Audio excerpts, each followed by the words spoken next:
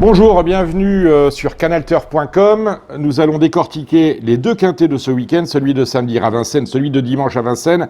Les deux parcours sont les mêmes, 2100 mètres avec départ à l'autostart. Nous sommes sur la grande piste. Samedi, c'est le prix de Munich. Dimanche, c'est le Grand Prix de France. Revanche, entre guillemets, du Grand Prix de Paris. En tout cas, on retrouvera au départ Bold Eagle et propulsion, rien de moins. Ne riez pas par rapport à la plaque en émail qui est installée à ma gauche ou à votre droite. C'est juste que nous sommes au Brandevin. Dans une demi-heure, nous enregistrerons Radio Balance et nous faisons avec les moyens du lieu. Nous allons attaquer samedi avec le prix de Munich. Je vous le disais, nous avons des bases fiables. Sachez que les deux quintés de ce week-end me semblent assez faciles. Deux bases extrêmement fiables, à commencer par le numéro 6, Belle Avis. C'est un concurrent qui a un record de 1,11,9. Normalement, cette épreuve devrait se courir sur le pied de 12,5. C'est suffisant. Bien placé derrière la voiture, déféré des quatre pieds. Ce Bel Avis n'a loupé aucun de ses bons engagements de l'hiver. Il est comme d'habitude confié à Jean-Michel Bazir dans les grands jours. C'est le cas. Il devrait disputer la victoire. Autre concurrent de grande classe, c'est le numéro 2, Afghan Barbet. Alors Afghan Barbet, c'est un peu particulier. Lui, ça fait 2 fois qu'il échoue sur le podium, certes, puisqu'il a terminé deuxième. Mais à chaque fois, il est écrasé d'argent. 9 pour 10, voire égalité. Et il n'arrive pas à s'imposer. Là, encore une fois, on se doit de le placer en tête ou en deuxième position de ces tickets. Afghan Barbet ou Bel Avis, c'est à vous de voir. Je pense qu'il va s'imposer. Personnellement, il a hérité du numéro 2, qui est un bon couloir, donc c'est intéressant. Et une troisième base, également engagée au premier échelon, c'est le numéro 5, Unbridled Charm. Ce Unbridled Charm réalise un très bel, j'ai du mal à le dire, réalise un très bel hiver. Grâce notamment à un changement de tactique. Auparavant, on le voyait venir de l'arrière-garde pour finir ses courses. Là, on l'envoie en tête et c'est beaucoup mieux depuis qu'il peut prendre le train à son compte ou en tout cas être placé dans le groupe de tête. Donc, 3 bases. Bel Avis, c'est le numéro 6. Afghan Barbet, je vous conseille de jouer au jeu simple gagnant parce que du fait de la présence de Bel Avis, sa cote sera intéressante. Et le numéro 5, Unbridled Charm. 2, 5, 6, voilà nos bases. Allez, on va passer en revue les différents concurrents de ce prix de Munich. Là, ce Vulcania de Godrel est une bonne jument, elle a l'âge de ses artères, elle a 9 ans, mais elle reste, même si elle reste sur une disqualification, ses courses précédentes étaient plutôt très bonnes. Le parcours ne lui pose aucun problème, elle a un record de 12 effractions qui l'autorise à rentrer dans le Quintet Plus. Le numéro 3, Rod Stewart, se présente dans sa robe de marié, il est en effet déféré des 4 pieds, confié à Franck Ouvry. Mais il reste sur une course de rentrée que je qualifierais de moyenne, si pas de mauvaise. Autrement dit, j'attends de le revoir, même si l'on se doit de considérer qu'il n'a rien d'autre à courir que ce prix de Munich. Autrement dit, il devrait faire feu, mais à mon avis, vu l'opposition, ça va être compliqué. Le numéro 4, Attacus, c'est l'entraînement de Sébastien Garato, dont nous parlerons tout à l'heure. Attacus a hérité du meilleur numéro possible. Ce parcours des 2100 mètres ne le dérange absolument pas. On aurait pu le mettre dans les bases, c'est vrai. Alors rajoutez-le aux côtés de Bel Avis, de Afghan Barbet et de Unbridled Charm. Mais bon, j'ai préféré placer Unbridled Charm pour sortir des sentiers battus que de faire confiance à ce numéro 4 Attacus, auquel on ne peut absolument rien reprocher, à tel point qu'il reste d'ailleurs sur une très belle victoire. Le numéro 7, Avenir de Blé, vient de très bien se comporter dans un récent Quintet Plus. Il s'est lancé en 2e ligne. Il a terminé au 7e rang. Il a de la vitesse, comme ne l'indiquent pas toutes ses performances. En effet, c'est un cheval de tenue, un cheval de train, mais il a de la vitesse, sachez-le. Et c'était pas mal du tout la dernière fois. Il peut entrer dans le Quintet Plus. Je laisse de côté le numéro 8, Coquin Bébé, même si ce Coquin Bébé avait surpris cet été sur les l'hippodrome de Vichy en s'illustrant à une cote supérieure à 100 contre 1, ou en tout cas avoisinant les 100 contre 1. Trisur Chronos nous a laissé sur notre fin en dernier lieu.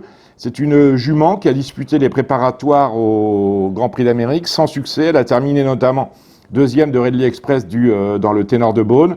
On se souvient que l'an passé, elle avait disputé le Grand Prix d'Amérique pour se classer dans les tréfonds du classement.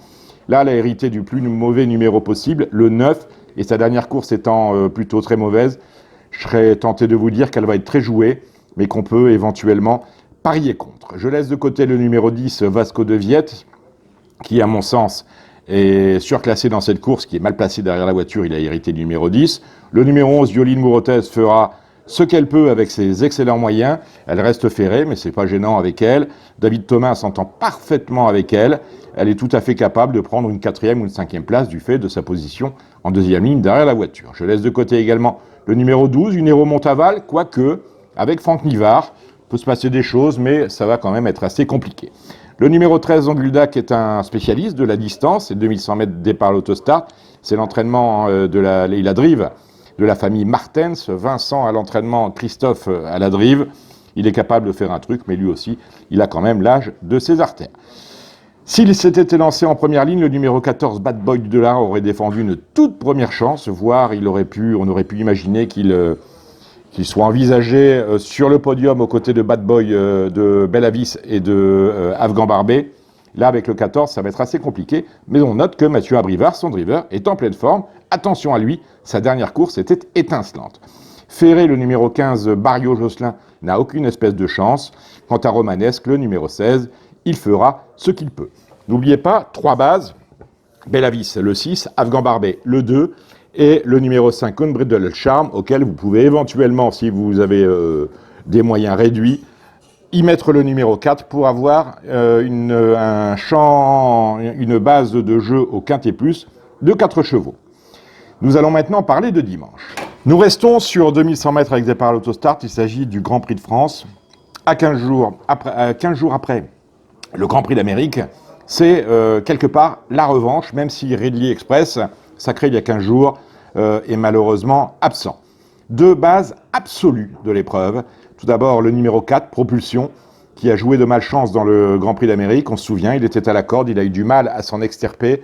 Et si ça s'était passé beaucoup mieux, il aurait sans doute pu prétendre venir se mêler à la lutte qui a opposé Bold Eagle et Ridley Express. Ce numéro 4, Propulsion, c'est l'entraînement de Daniel Redden. La drive, toujours mal inspirée sur les l'hippodrome de Vincennes d'Orjan Kihlström. Mais en tout état de cause, le 2100 mètres avec départ à l'autostart, c'est le sport de ce Propulsion qui, en toute logique, devrait terminer premier ou deuxième. Premier ou deuxième, car au couloir numéro 8, on trouve un certain Bold Eagle. C'est le grand malheureux de cet hiver. Il aurait en toute logique dû remporter son 3e prix d'Amérique. Malheureusement, il est tombé sur un Ridley Express qui a réussi à passer la 7e vitesse alors qu'on pensait qu'il avait fait le plus dur. Ce ne sera pas pour cette fois. Il a montré cet hiver qu'il avait toujours la pleine possession de ses moyens. Non, Bold Eagle n'est pas fini. Non, Bold Eagle n'est pas sur la descendante. Il a couru exactement le niveau qui était le sien l'hiver dernier. Malheureusement, alors que lui était resté à son niveau, qui était un niveau exceptionnel. Les autres ont quelque peu progressé. Autrement dit, tout est affaire d'impression sur la candidature de notre numéro 8, Bold Eagle, qui, vous le savez, est mon chouchou, et qui, je l'espère, va s'illustrer dans ce Prix de France, dont il a gagné les 2 dernières éditions. Donc 2 bases absolues, le 4, Propulsion, le 8, Bold Eagle. On ne va pas vous en inventer une 3e. Allez, on va descendre les 13 autres partants. Traders, vous le connaissez bien, il vient de gagner le Prix de l'Île-de-France autre montée. Auparavant, il avait remporté et battu le record du prix de Cornulier.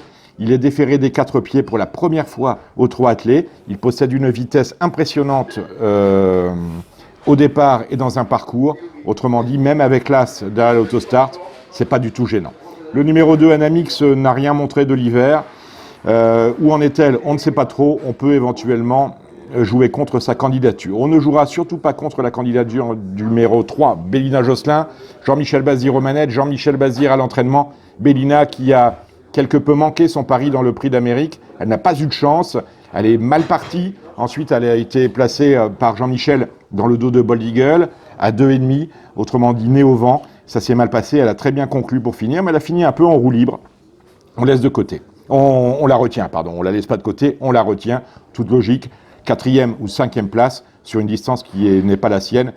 Ça, c'est tout à fait possible. Je laisse de côté le numéro 5, Timone Oka, qui, dans le Grand Prix d'Amérique, s'est contenté de faire le petit parcours. J'aime beaucoup le numéro 6, Wild Honey. Alors, Wild Honey, elle est confiée cette fois à Björn Goop. C'était magnifique dans le Grand Prix d'Amérique. Elle s'est mise en dernière position. Elle a très bien conclu. Elle aussi, à l'image de Propulsion. C'est d'ailleurs le même entraîneur. C'est une spécialiste de 2100 mètres avec départ à l'autostart. Il va y avoir 40 contre 1.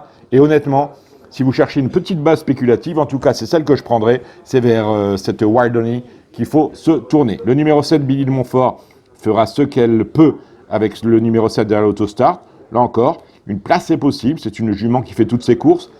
Sébastien Garato, que l'on avait reçu dans Radio Balance avant le Grand Prix d'Amérique, n'était pas très chaud sur la candidature de sa Billy dans le Grand Prix d'Amérique. Je pense qu'il sera beaucoup plus confiant à l'approche de ce Grand Prix de France pour cette Billy qui est une vraie jument de vitesse. Le numéro 9, Booster Winner, n'a aucune espèce de chance. Idem pour le numéro 10, Val Royal, que nous écartons. Le numéro 11, Call Me Keeper, qui est le troisième représentant de Daniel Redden, qui le drive d'ailleurs, fera ce qu'il peut, mais à mon avis, ça va être assez compliqué.